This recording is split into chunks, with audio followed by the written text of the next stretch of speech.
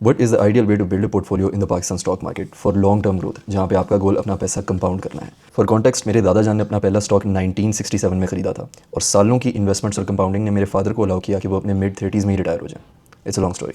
अब 2025 में मैंने नोटिस किया कि हर कोई एनालिस्ट बना हुआ है। There are so many videos और क्वाइट फ्रैंकली उनमें से काफ़ी अच्छी भी हैं। फाइनेंशियल लिटरेसी पाकिस्तान में पैदा हो रही है, लोगों में इन्वेस्टमेंट अवेयरनेस आ रही है, very good. But no one really talks about what it takes on a long term level. हर किसी वीडियो में आपको इंडेक्स की एग्जांपल्स मिल जाती हैं कि पिछले 3 सालों के अंदर 375% रेट ऑफ रिटर्न दिया। पिछले 29 से 30 सालों में KSE 100 इंडेक्स 750 पॉइंट से इस साल 1,90,000 पॉइंट्स टच कर गया। आपने फलाने साल में पैसे लगाए होते तो आज इतने बन गए होते। और इस सारे फोमो को क्रिएट करने के चक्कर में आधी बात रह जाती है। You need to know that your compounding is dependent on 2 factors. पहला फैक्टर है financial discipline. Your portfolio is a baby, you need to feed it. अगर आप कंसिस्टेंट बेसिस के ऊपर इन्वेस्ट नहीं करें तो आपका पोर्टफोलियो कभी ग्रो नहीं करेगा। अब कंपाउंडिंग में 1000 वीडियोस हैं। इट्स लाइकली कि अगर आप ये वीडियो देख रहे हो तो आपने भी एक्सेल पे या कंपाउंडिंग कैलकुलेटर पे अपने लिए एक टाइमलाइन बनाई होगी। Let's say you achieve it. आप अभी अच्छा कमा रहे हो, अच्छी सेविंग्स कर रहे हो, उस अमाउंट की SIP कर रहे हो, और मैं कहता हूँ 25 साल की SIP कर करके आप 10 करोड़ की पोर्टफोलियो वैल्यूएशन बना लेते हो।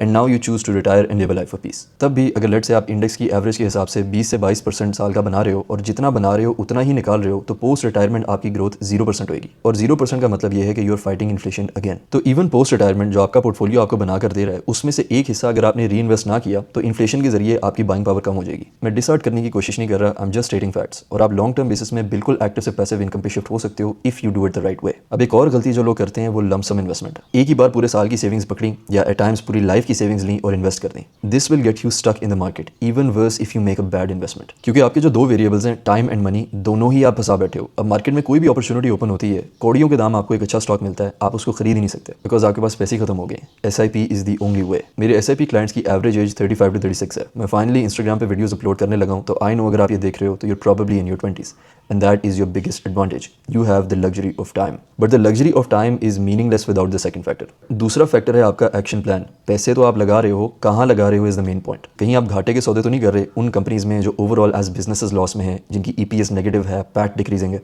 Are you sure you are not buying over price stocks, and are you sure the ones you are buying are under priced and also hold a lot of upside potential as well. देखो, आपके financial freedom के ख्वाब बिल्कुल पूरे हो सकते हैं, I am not trying to dishearten you, but अगर आप प्रॉपर एनालिसिस के बगैर काम करोगे, यूट्यूब से स्टॉक्स पकड़ोगे या इधर उधर से सुनकर स्टॉक्स बाय करोगे, तो फिर you will run into a lot of trouble.